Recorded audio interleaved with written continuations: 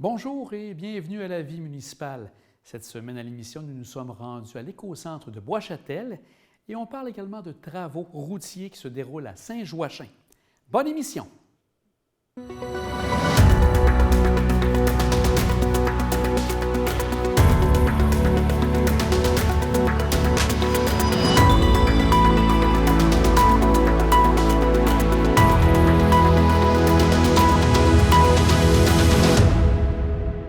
Benoît, Joé, on est ici directement sur le terrain de l'éco-centre. Est-ce que l'éco-centre, Benoît, est pour la municipalité de Bois-Châtel ou ça touche aussi l'Ange Gardien parce que vous partagez certains services? Oui, pour ce qui est de l'éco-centre, c'est Bois-Châtel seulement. Donc, c'est un projet qui date de 2018, puis on en est très fiers. C'est un projet qui a été fait pour devenir un modèle en infrastructure d'éco-centre. On a voulu faire ça grand, facile, accommodant pour la population et pour nos employés. Puis disons que le monde est très, très, très satisfait du service qui est offert ici présentement. Et c'était situé à quel endroit avant l'ancien éco-centre? L'ancien éco-centre était directement à côté de l'hôtel de ville, en plein centre, en plein cœur du village. Disons que c'était la raison principale pourquoi il fallait le sortir de là. C'est qu'à un moment donné, la population grossit et on était toujours pris au centre, trop petit, et côté infrastructure environnementale, ça devenait de plus en plus compliqué. Le bruit pour la population, c'était la même chose. Donc, en déménageant au nord ici, on vient de créer une qualité de vie. Ici, on est hors périmètre urbain. Donc, pour la population, c'est un wow pour tout le monde. Joé, au niveau des matières qui sont récupérées, ça ressemble à quoi?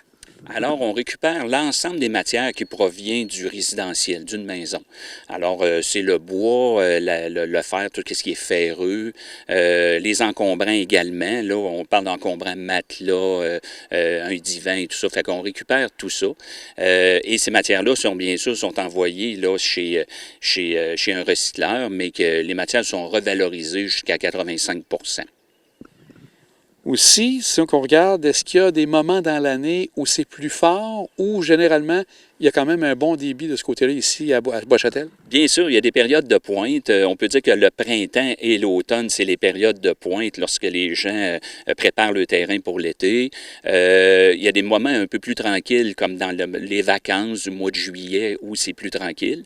Mais bon an, mal an, pour la saison, c'est environ 3600 utilisateurs qui viennent ici à l'éco-centre. Et je pense que Benoît, il y a eu un projet pilote pour que ce soit ouvert durant l'hiver également? Oui, on a commencé à l'hiver 2022, la possibilité d'ouvrir et de l'offrir à la population, l'ouverture durant les périodes d'hiver. Et on l'a essayé en projet pilote et finalement, c'était un bon succès. La population, encore une fois, a adhéré. C'était un besoin parce que, comme disait Joé, oui, on a des besoins durant le printemps, à l'automne, mais l'hiver aussi, il y a des choses, des fois, qu'il faut se débarrasser. Et malheureusement, ce n'est pas tous les gens qui sont équipés de véhicules pour les transporter plus loin. Donc, l'éco-centre fait l'affaire. Au niveau des heures d'ouverture, ça ressemble à quoi? Saison d'hiver et saison d'été? Bien, la saison d'été, c'est ouvert du mardi au samedi, de 8 h jusqu'à 17 h.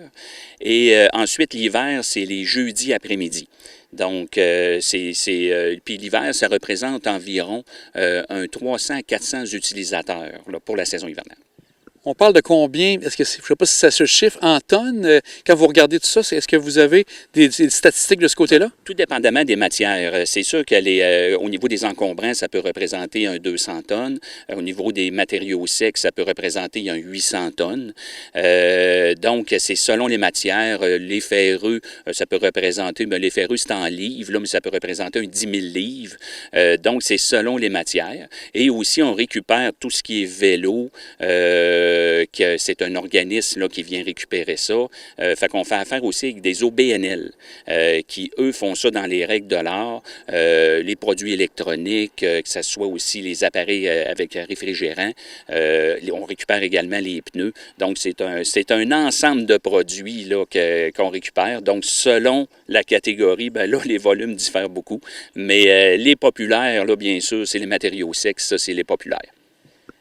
Au niveau de la MRC, est-ce que vous avez des règles particulières où chaque municipalité gère son éco-centre à sa manière? Chaque municipalité le gère à sa manière. Bien entendu, on a des réglementations qui viennent du gouvernement, de l'environnement, pour qu'on puisse respecter les normes. Et là-dessus, Bois-Châtel, on en a profité pour que ce soit vraiment à la fine pointe de ce qu'on devait avoir comme infrastructure pour l'environnement et tout ça. On a un système de récupération de bacs, que ce soit pour les produits, les matériaux granulaires ou même pour ici. Donc, je pense qu'effectivement, on respecte les normes. Puis c'est ce qu'on voulait faire à Bois-Châtel quand on a réalisé ce projet-là, plutôt que de le laisser au centre-ville avec des vieilles infrastructures qui étaient beaucoup plus difficiles à gérer côté environnemental. Vous remarquerez également l'accueil du citoyen avec la guérite, l'accueil qui est fait là. Il est ensuite dirigé sur on va dire, sur un site qui est asphalté. Aussi des clôtures de sécurité là, aux abords des conteneurs, qui est très important pour pas que personne tombe en bas. Et le site également est très bien indiqué, très bien affiché. Fait que le citoyen est vraiment dirigé. Et puis les expériences clients sont très bonnes. Au niveau des contracteurs, est-ce qu'eux ont la possibilité ou ça, eux doivent se diriger vers d'autres sites pour pouvoir récupérer? Effectivement, c'est vers d'autres sites. C'est réservé vraiment résidentiel, donc c'est pour les citoyens. Vous parliez tantôt, Benoît, que vous avez été selon des nouvelles normes, vous voulez devenir un modèle. Est-ce que d'autres municipalités au Québec ont commencé à regarder ce qui se passe à Bois-Châtel? Effectivement, on a des gens qui se sont informés. Il reste à se faire voir dans le futur qu'est-ce qui se passera là-dessus, s'il y en a qui iront de l'avant. Mais nos demandes côté environnemental devront être respectées par tous. Donc, un jour, Bois-Châtel aurait été le chef de file là-dedans. On y va du côté plus technique. Des gens qui ont du verre, par exemple, parce qu'on entend parler que des fois que les gens qui jettent du verre, qui cassent, à ce moment-là, ça vient un peu embrouiller tout ce qui est récupérable. Est-ce que c'est le cas au niveau du verre? Au niveau du verre, ça va dans les matériaux secs. Donc, notre recycleur, lui, à son site, va faire cette séparation-là des matériaux. Donc, nous, il n'y a pas vraiment de problématique qui a été soulevée à ce niveau-là. Et comme vous dites, plusieurs recycleurs, donc pour les différents matériaux que vous avez. Sont la plupart sur la région de Québec. Comment ça se passe? Bien, tout dépendamment, comme ARP Québec, là, qui sont pas dans la région de Québec, mais c'est un organisme là, qui est plus au niveau provincial. Ensuite, si on prend d'autres organismes, Peinture récupérée du Québec aussi, c'est à grandeur du Québec là, pour tout ce qui est peinture, les résidus domestiques dangereux qu'ils appellent. Donc, à ce moment-là, ben, c'est vraiment provincial. Ensuite, il y a les réfrigérants, qui est une entreprise de la région de Québec. Donc, on a tous les fournisseurs, mais il faut s'associer avec les gens qui ont une bonne préoccupation de récupération puis qui le font selon les normes. Donc, c'est vraiment là-dedans notre préoccupation. On regarde ça ici. Vraiment, le terrain est vaste, tout ça. Est-ce qu'on peut imaginer des éléments supplémentaires qui viendraient s'adjoindre à l'éco-centre? C'est des éléments que vous regardez présentement ou on a déjà bien fait le travail? Non, présentement, on a encore l'espace suffisant pour ajouter d'autres projets qui, oui, sont en cours de préparation, qui seront annoncés à une date ultérieure, mais on a d'autres projets. Puis regardez, juste pour dire aussi, comme M. Laberge disait tantôt, on a notre propre récupération de terre sur le terrain, d'ailleurs, ici. Donc, on ramasse la terre qui est excédentaire dans certains projets et on la ressasse plus tard. Et présentement, c'est ce qu'on est en train de faire justement aujourd'hui pour s'en servir pour d'autres projets. Donc, on s'en sert comme vraiment centre un éco-centre pour le renouvellement, pour la restructuration, pour pouvoir s'en servir plus tard. Joé, Benoît, tout près d'Éco-Centre, on retrouve aussi différents bâtiments. Joé, le bâtiment ici sert à quoi exactement près d'Éco-Centre? Alors, c'est un bâtiment d'entreposage pour les matériaux granulaires pour la période hivernale. Alors, ce bâtiment-là a été construit en 2017. Et ça nous permet une meilleure gestion au niveau de la qualité des abrasifs aussi pour la conservation et au niveau du chargement. Alors, tout se fait à l'intérieur de ce bâtiment-là. L'appareil d'épandage ou la saleuse arrive. Le chargement se fait à l'intérieur, tout se fait à l'intérieur. Donc, on est à l'abri des intempéries l'hiver, même l'été. Comme on peut voir, les abrasifs sont entreposés tout l'été. Il n'y a aucune perte, ça reste au sec. Alors, c'est vraiment pour de la bonne gestion hivernale. Et Benoît, au niveau de l'entretien ici à Bois-Châtel, c'est toutes les rues qui sont vraiment administrées par la Ville au niveau du déneigement? Oui, Bois-Châtel fait 100% de son territoire, sauf le boulevard Saint-Onde, bien entendu. Mais pour ce qui est du reste, là, c'est à l'interne, c'est l'équipe à Joé Laberge qui fait les services. Puis en général, on a un très bon service à Bois-Châtel. Joey, on voit ici bien sûr que on a beaucoup moins de matériel, mais est-ce que ça peut monter à peu près un peu plus haut là, au niveau du matériel? Oui, absolument. Alors, au niveau des fondants du sel, on a une capacité d'entreposage d'environ 500 tonnes. Et au niveau des abrasifs, de la pierre abrasive, là, c'est environ aussi 300 tonnes environ. Parfait, on va prendre quelques instants, on va retourner voir l'autre bâtiment où on retrouve là, du matériel à utiliser durant l'été davantage. Bien sûr. Benoît, le bâtiment ici, qui est juste à côté de l'autre où on voit le matériel pour l'hiver, les abrasifs, c'était construit à quelle année? Ici, on parle de 2020 et c'est une structure qui a été bâtie pour protéger nos équipements. Dans le fond, nos équipements étaient aux intempéries. Donc, à chaque saison, on entrepose les véhicules ici selon les besoins de l'équipe à M. Laberge. Puis, de cette façon, on peut préserver nos équipements beaucoup plus longtemps et c'est une meilleure économie pour la municipalité et pour la population. Donc, d'année en année, Joey, ça change de ce côté-ci. On peut compter à peu près 4-5 véhicules, comme on voit ici, de saison en saison? De saison en saison. Alors, c'est selon les besoins, bien sûr. Et l'hiver, bien, on retrouve aussi tout ce qui est les grattes de déneigement. À l'abri des intempéries, ça permet une meilleure gestion au niveau de l'état des équipements. Donc, c'est vraiment... ça répond vraiment à un besoin qu'on avait à Bois-Châtel avec le niveau d'entretien qu'on a. C'était un besoin. Et Benoît, est-ce que c'est des équipements que vous partagez avec parfois l'Ange Gardien ou l'Ange Gardien a leur propre équipement de leur côté? L'Ange Gardien a leur propre équipement côté travaux publics. Nous ici, c'est vraiment pour Bois-Châtel. Puis, on a quand même un terrain qu'on peut développer encore pour d'autres projets qui s'en viennent, qui seront annoncés à une date ultérieure. Excellent. Excellent, messieurs. Un grand merci, puis merci encore de votre disponibilité. Merci. Merci.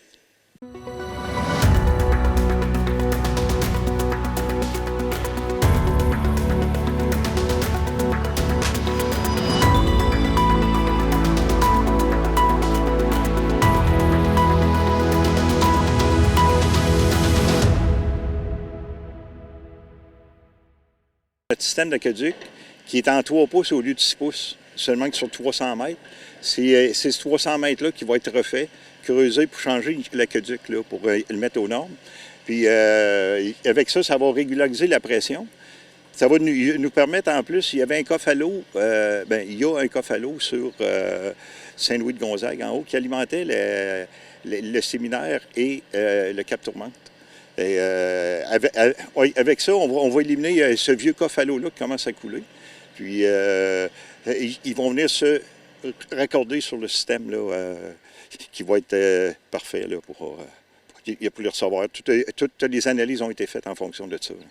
Et donc, par la suite, c'est bien sûr l'asphaltage qui va se refaire. Est-ce que c'est pour un bon bout du chemin du Cap Tourmente ou c'est vraiment pour cette section-là qu'il va y avoir de l'asphaltage? Tant qu'à les avoir ici, on a profité au bout du tricarré du côté Est. Il y a une portion, je dirais, peut-être d'une centaine de mètres là, qui va être réasphaltée, seulement qu'en surface.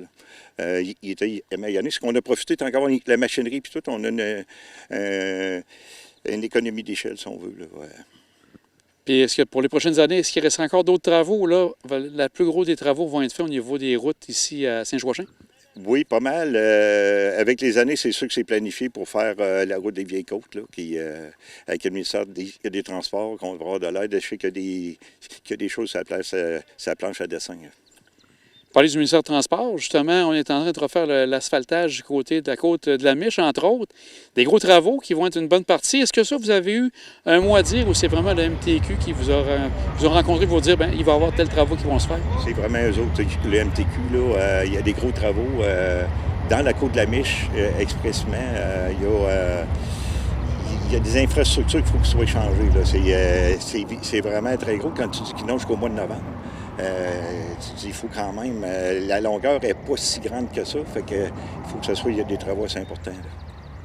On va regarder aussi ce qui se passe dans votre municipalité, entre autres des travaux qui se font dans les différents bâtiments que vous retrouvez à Saint-Joachim. Hôtel de Ville, c'est déjà commencé, une nouvelle porte, donc il y a des aménagements qui s'en viennent pour l'Hôtel de Ville? Oui, pour l'Hôtel de Ville directement. Ce qu'il faudrait que je dise aussi, tous ces travaux-là, il y a des subventions pour couvrir la majorité des coûts. Fait que ça, c'est bien important parce qu'il y a bien des choses qu'on ne fera pas sans ça, là. À l'Hôtel de Ville, c'est l'exemple, la nouvelle porte et tout ce qui s'en vient. On a pour les handicapés, une rampe pour les handicapés là, et qui s'en vient, là, qu'on va faire suite au changement de la porte, mais on va réaménager le perron en conséquence. Fait que ça va faire changement, ça devrait être très beau aussi en même temps. Là. On veut joindre l'esthétique en même temps et le côté utile. Puis on a aussi le bâtiment de la piscine qui était très désuet. Ça n'a jamais été touché, ça. Puis ça n'était presque gênant parce qu'il y a des gens de Beaupré et tout qui viennent utiliser cette piscine-là avec le camp d'été. Puis là, quand on s'est mis le nez là-dedans, le plancher il est pourri à des endroits, il faut changer les toilettes. Même le bâtiment, là, on s'est rendu compte qu'il y avait certaines anomalies. Fait qu'on fait une mise à niveau du bâtiment en même temps. Là. Et ce bâtiment-là, donc, les travaux vont se faire cet été, j'ai bien compris? Ils sont en cours. Là. Ah, OK, parfait. Oui, ils sont en cours. Il y a un bon bout de fait. Là. Fait que, oui. Et autour de la bâtisse aussi, du chalet des loisirs, je pense qu'il va y avoir des jardins communautaires qui sont en train de se préparer aussi? Oui, on a l'aide des jeunes de Beaupré, là, jeunesse, la Maison des jeunes, puis tout, qui viennent prêter main forte. Là. Ils sont venus une semaine, je pense qu'ils vont revenir aussi. Puis là, on a un côté de fait. Il nous reste un autre côté à faire en face de la Maison des loisirs. Puis ça va être intéressant de voir l'apport des gens. Là, ça va être tout avec des cultures de différentes sortes. Là, ça va être à suivre, ça. Aussi, près du garage, de la caserne, où étaient les pompiers à l'époque, je pense qu'il y a des travaux qui sont faits également en cours de route. Oui, la caserne, ça date quand même de bien des années. Puis il y avait encore un chauffage à l'huile. C'est qu'on devait enlever ça. Fait que là, on était en soumission, puis on a opté pour un système au propane. Fait qu'on changeait la porte en même temps, qui était très... elle commençait à avoir de l'âge, une porte de bois. Puis, fait que là... C'est des gestes qu'on pose. Là. Il y a aussi un genre d'abri en arrière qu'on veut faire pour emmagasiner là, certains produits qu'on ne veut pas l'hiver, qui soient découverts. Puis, fait qu'en gros, c'est pas mal ça. Là, pour, Et aussi, vous me disiez qu'une partie d'éclairage de rue qui a été refait au niveau du LED, vous êtes en complété le tout aussi? Bien, les éclairages de rue, ça, tout était fini. Là, c'est les éclairages sur le terrain de la patinoire et du tennis. Et indirectement aussi, l'éclairage alentour de l'hôtel de ville. Fait que ça, c'est quand tu mets ça en marche, là, ces grosses lumières-là, c'est très coûteux. Donc, encore là, on a une subvention, on va changer ça au LED. Ça va être pas mal... L'éclairage devrait être meilleur et on devrait avoir une bonne économie. On devrait être moins réticent à payer sur le piton pour l'allumer. Aussi, si je regarde, avec la Ville de Beaupré, des belles collaborations toujours, les gens du camp d'été de Saint-Joachim vont à Beaupré, si j'ai bien compris? Oui, effectivement. Puis il y a comme un échange, là. Les autres, ils n'ont plus de piscine extérieure, donc ils viennent à Saint-Joachim. Puis pour le reste, tout se passe à Beaupré. Il y a comme un échange là, qui se fait de façon logique, un petit peu, de façon facile. Là, ouais. Même chose aussi pour la Saint-Jean-Baptiste. Depuis quelques années, vous faites affaire avec la Ville de Beaupré pour pouvoir tenir la Saint-Jean avec eux? Oui, pour avoir un plus bel événement aussi, parce que nous, la grosseur qu'on a, puis je pense qu'on a intérêt à avoir un bel événement en se regroupant. Là, oui. Vous savez, avec la Maison des jeunes, j'ai bien compris, vous avez fait un grand nettoyage des différents fossés qu'on retrouve selon le chemin du Cap Tourmente. Ça s'est bien passé? Une belle journée de ce côté-là? Bien, ça, c'était pas avec la Maison des jeunes. Okay. C'était... on a fait appel aux citoyens. Bénévoles, aux jeunes bénévoles qui voulaient venir nous aider à faire le tour du Cap Tourmente. J'y ai participé, moi, avec mes deux jeunes. On a... sur tout le tour, on était plusieurs équipes, c'est que chacun avait une portion du tour du Cap Tourmente. Puis c'est incroyable encore ce que les gens aujourd'hui peuvent jeter par les fenêtres. Puis on dit, où est-ce qu'on espère, rendu en 2023, les gens sont de plus en plus conscientisés pourtant. Puis vois-tu, comme en fin de semaine, j'ai fait le tour du Cap Tourmente à pied là, avec ma blonde. Puis il y avait encore une coupe de bouteilles de plastique. Là, tu te dis... C'est quoi, là? Ça vient de qui, ça? C'est quoi l'idée de garrocher encore du plastique, en plus, qui est très néfaste, ça? Donc, vous demandez aux gens de Saint-Joachim, puis même les résidents de la Côte-de-Beaupré, écoute, de faire œuvre de civisme de ce côté-là, pas jeter les déchets un peu partout. Exactement, parce que, écoute, on a tout refait pavé le tour du Cap-Tourmente. Les gens, on entend beaucoup parler, puis de plus en plus, on a des cyclistes qui viennent faire le tour. On a des gens d'un peu partout, puis c'est qu'on espère que tout le monde ait un côté là, écologique un petit peu, là. Pour terminer, je voulais parler avec vous. Il n'y a pas tellement longtemps, ça s'est passé. Tour du Cap-Tourmente, ça a encore été une belle édition pour vous. Les gens étaient contents. Les gens ont apprécié le tour de cette année? Ah oui, grandement. Puis moi, j'ai participé un peu comme bénévole à placer des autos. Puis on voyait que les gens là, qui débarquaient chez nous étaient heureux. Puis c'est vraiment une belle activité de famille ou individuelle. Je voyais des pères qui venaient voir le fille ou le gars courir. Ah non, ça a été vraiment. Puis en plus, eux autres, ils ont la marche gourmande là, qui se greffe à cet événement-là. Puis ça se faisait en une seule soirée avant. Ils ont fait 2 soirs, puis ça s'est rempli. Là, les gens apprécient vraiment là, cet événement-là, là, de pouvoir marcher puis se restaurer tout le long sur 5 km. Là, on est bien fiers. Et de votre côté, avez-vous assisté ou vous avez regardé tout ça ou vous avez vraiment participé aux événements aussi? Bien, j'ai participé, comme je vous disais, à titre de bénévole, à placer de l'auto, puis à jaser avec les gens, puis tout. Mais je n'ai pas pu participer à la marche gourmande, malheureusement. Il n'y avait plus de place. Quand j'ai voulu le faire, j'ai manqué mon coup, mais je m'attends de me reprendre pour l'an prochain, là, pour la prochaine édition. Oui. Monsieur Langevin, c'était bien intéressant. Donc, c'est toujours intéressant de faire un petit tour avec vous de ce qui se passe à Saint-Joachim. Un grand merci, puis une bonne été à vous. Ça me fait plaisir. Merci bien, vous aussi.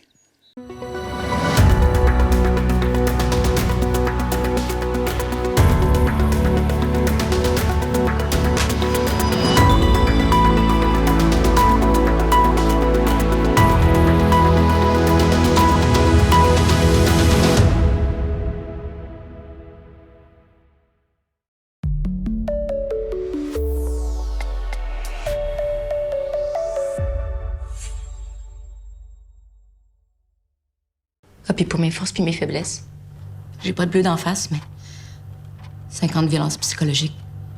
Ça compte? Depuis que mes parents ont divorcé, ça fait 3 fois que je change d'école. J'ai de la misère à manger. Tout coûte tellement cher. J'ai vraiment besoin qu'on me choisisse.